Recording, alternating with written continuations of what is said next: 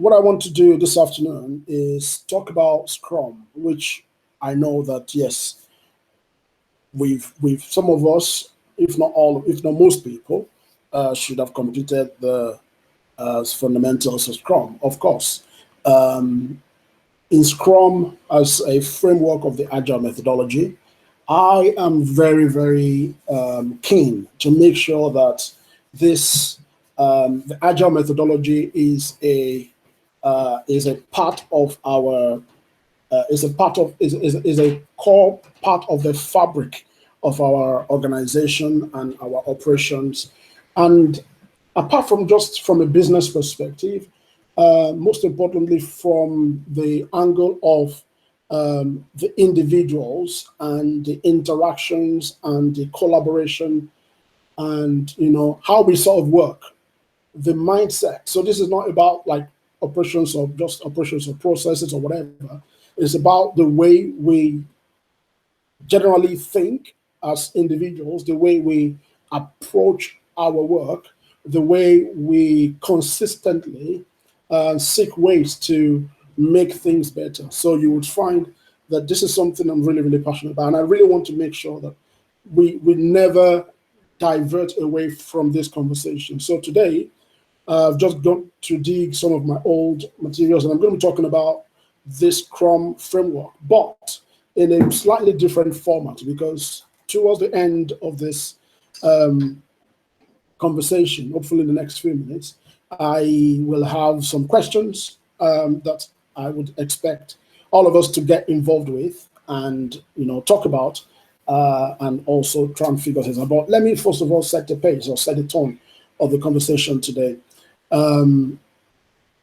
The second thing I need to mention is that this virtual learning and development sessions will start rotating this for other members of the team to have the opportunity to share, discuss, and build capacity for growth, both from a personal perspective and also for us as an organization. Is something we're really, really keen on. So let me dive straight into the conversation this morning. So framework of Scrum. Now, many people or some people misunderstand this. Now, Agile, we talked about Agile, I think, in one of these sessions. I don't know if we recorded. If you can still find the recording, I will find it. But what I want to call out here is that Scrum is not Agile. Yeah. So Scrum is does not equal to Agile. Agile is a framework. Agile is a methodology, rather is a way of thinking. It's a mindset. It's not really a thing, because if you go to many organizations and many companies in the private sector and public sector all over the world, some of them I've consulted with, some of them have coached and trained people who are working or who have worked there. What you find is a lot of people easily fall into the trap of thinking that Agile is about having this process, having that process, having that documentation, having that procedure in place. No, Agile is not that at all. Agile is just a methodology. It's a way of thinking. It's a mindset. Yeah, it comes with some ethos, which we've many times in this team we've talked about, and I really want us to keep talking about it, because the more we talk about these things, the more they are top of mind, the more they impact our way to work, the more they affect and contribute to how we collaborate together. And I can see the results of those conversations, and I'm really keen to get more of those conversations going. Without you knowing it, you realize that you're doing things naturally in a very collaborative, very interactive, very engaging, very responsive manner, as opposed to reactive and follow procedure or processes straight to the letter and all that kind of stuff. That is not what the Agile Manifesto is. So Agile Manifesto is about how people work together. Valuing the interactions of people working together more than processes. It doesn't mean we should not have processes and tools, but they are just enablers for the things I want to achieve. What we want to achieve is collaboration, engagement, and progression. Not even perfection, interestingly.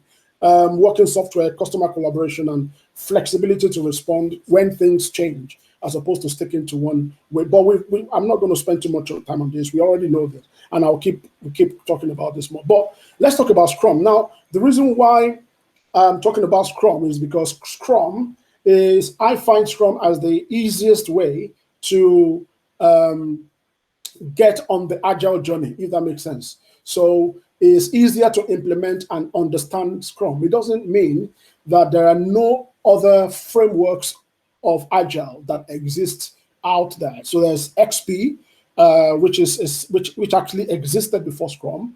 There is Kanban, which is actually very popular as well. I guess at some point in the future, we should talk about Kanban as a framework of Agile and kind of discuss what it looks like. You can YouTube or Google and you can learn more about these things. But Scrum is really popular because of its simplicity, because of the nimbleness of the fact that no matter the size of the team or the number of people or the organization or whatever it is you're trying, even at home, as basic as your food timetable, you could use Scrum. You could use Scrum as simple as trying to organize your party, organize an event, organize anything. It's applicable and easily understood, which is why you find that Scrum is really, really popular, and that explains it. But there are other ones. There are other scenarios where even Scrum would struggle. Scrum might not really fit in, and we'll see what I'm talking about in a moment. When you're trying to do things like, for example, to build a bridge, you can't easily have sprints of how to dig and how to do, there are projects that are way, way massive that you need beyond Scrum to be able to do them. But that's out of the context of our conversation this afternoon. Now, there are practices that we find in Agile, such as test-driven development, refactoring, behavior-driven development. We have not begun some of this. We don't get to do or hear or talk about them every day, but these are practices that we need, that I think everybody in our organization should be aware of, regardless of what you do, whether you do operations, whether you do human resources, whether you do marketing, or whether you even do software development. All these things, they should be top of mind, okay? And moving forward, there are core values of Agile that I think everyone should know about. One is courage, respect, openness, focus, and commitment. So I don't need to talk too much about it. I think those are quite self-explanatory. So I'll step forward. Now, there's something else here. If you look at this matrix that's been put together, it talks about two axes. One is the requirement axis, which is, this is our goal, this is our desire, this is what we want to achieve, and the underlying technology to achieve those things. And also the degree of complexity, looking at, okay, this is what we know and what we don't know, meaning from what we know to what we don't know determines how much we do not know and the degree of complexity involved in what we are trying to achieve.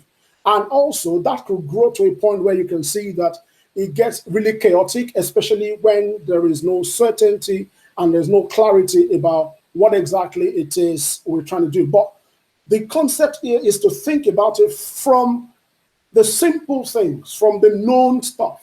Let's start with what we know and build on what we know gradually. And before you know it, even though you have complexities and complications and stuff on the horizons, but as much as you begin to build from the simple little stuff, the one you understand, the ones you are clear about, begin to build on those, you realize over time, with this consistency and practice, over time you begin to eat into the space that talks about complications, and even before you know it, complex problems become really simple and easily broken down. But these things come with constant and consistent practice and learning, which is where we have the idea of flexibility and being able to respond to it. Because the truth of the matter is, nobody, or ideally, it's hard to predict the future. It's really hard. You can't tell me now that what's going to happen in 6 months' time. I can give you an idea of the vision. I can give you an idea of the strategy or whatever, but that still doesn't mean that is not going to change next week. If there's a new regulation, there's a new law or something happens and we need to respond to that. Yeah. So that there's always complexity and complication and even chaos on the horizon. But the idea is to focus our minds on what we know and start from that simple journey or simple aspect of what we know and begin to build and scale from there. And this is how we develop services. This is how we build products. This is how we approach anything it is that we're doing, regardless of what it is, whether it's relating to software development, product development, or any tech stack, or even things that are non-technology related. It's the same knowledge, it's the same philosophy, the same ideology. If you think about it this way, two process models. The very defined one is, for example, you want to bake. Yeah, if you want to bake a cake, there are certain steps you have to go through, and if you jump any of those steps, or if you try to do 3 before 2, you're not going to get the result. The cake is not going to come out as cake. It might come out as cookies, if you know what I mean. So the defined process is you go through requirements, understand the problem space, understand the environment, understand the tools, the framework, whatever it is needed, and then you think about, okay, how do we design, or how do we code, how do we build, and then we test it and all that kind of stuff. But if you think about cooking, it's a different model entirely for cooking, because cooking is very empirical, and that is what we're talking about here. We are talking about the empirical model whereby you plan, you do, you check, you act. Yeah. And then when you act, you go back to the cycle again by planning, by doing, by checking and acting. Some of you can relate to this because you're already doing something similar to this in your day-to-day. But the idea is to think about it like cooking versus baking. Cooking means I could actually add my oil before I put the pepper, or before I put the rice in, before I put the seasoning, and it still comes out nice. Or I could actually put the seasoning first and then sorry, let me call the client. I don't know where my phone is, but it's kind of ringing.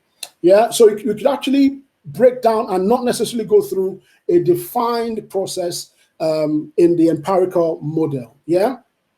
And of course, principle-wise, we're talking of prioritization, meaning as if you think about it, every time we do planning, we're actually prioritizing what problem are we focusing on next, what issue are we tackling next, and the more we do that on a daily basis or weekly or monthly, whatever basis, what we are doing is we are actually scaling our simplicity and burning away more complexity out of the way. And we're looking at empiricism emergence, meaning when new knowledge, new ideas, new principles, new regulations, when new things emerge, the ability to respond and adapt to them. And of course, collaboration, that can be overemphasized. And then time boxing, meaning we need to time our cycles, we need to time our experimental cycle, we need to time our period of working together so that we can measure and track our ability to respond and plan and make sure we're always focusing on the most important things or the most critical things at every point in time. And that creates a synergy effect of 1 + 1 = 3, because then your ability to produce way beyond your capacity or way beyond your abilities as an individual, because you're coming together as a force to tackle big or complex issues, you realize that you're actually achieving a lot more. Now, let's come down to Scrum. Now, Scrum has 3 roles. Yeah, 3 roles by the books. 3 roles by the books. I say by the books because if you find out in practice, it's usually beyond 3 roles, and I'll explain what it means. Yeah, 3 roles meaning 1 Scrum Master, 1 product owner, and of course the team. So in the team, that's where you find everybody else, like the developers, the QA, business analyst, user researcher, UX designer, all the other people that contribute to the team. Yeah, but in essence, in practice, there's a Scrum Master who is the facilitator, there's a product owner who makes the decisions and makes the calls, and there's a team, of course. And the thing is this, bear in mind, these roles are not titles. There's one thing to have a role, and there's a different thing to have a title. Someone could be a designer or a developer or a business analyst and be doing the thing that a Scrum Master will do. That is the role, not the title. So don't confuse roles and titles together. I'm talking about the roles. The product owner, whoever makes the call about prioritization, about what we should do next, about moving things around and helping the team to make the best decision of what they should be working on, is acting in the role of the product owner, regardless of what their title is. Now, there are 5 key meetings: the Scrum, daily Scrum, which most of us will do. Most of us dial into that. The planning, the review, the retro, and the backlog refinement. Well, we don't use grooming anymore. Backlog refinement. So, matter of fact, here. So, I'm going to share this material so you can have them. You don't need to take any notes, and the recording will be available to everybody. But the key thing is to understand the product backlog, the sprint burn down. What is definition of done, and of course, what is our release burn up? Meaning, how much are we doing on a cycle by cycle basis? I will talk about these things in a second. Now, backlog refinement means, one, before the beginning of a sprint. Yeah, this is when we do this. Meaning, we look at the sprint, we look at our backlog in advance of the next sprint cycle and prepare user stories or tickets or work or whatever it is we want to do in advance. Okay, and in that exercise, what we do is we try and understand the requirements. We focus on trying to size them up if we can, which is what estimating is about. And also defining what exactly does done mean? What does this thing mean? What is the acceptance criteria? And creating that shared understanding between the team and the product owner, yeah, is really, really the core of this exercise, the backlog refinement. Sometimes we do this as part of planning. We do this before planning. We do this, but the exercise, this thing actually needs to happen.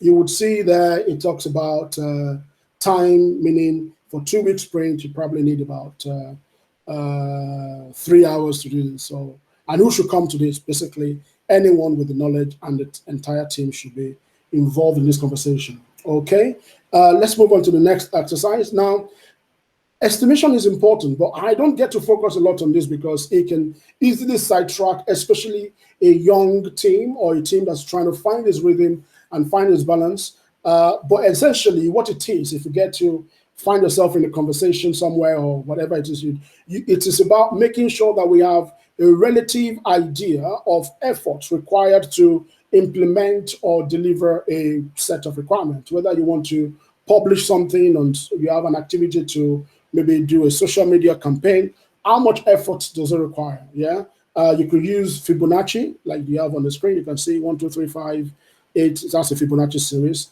Or you could even use days. You could use weeks. It doesn't really matter. What you use, what works for you. But essentially, this I think is what you do when you attain a level of maturity as an agile practice.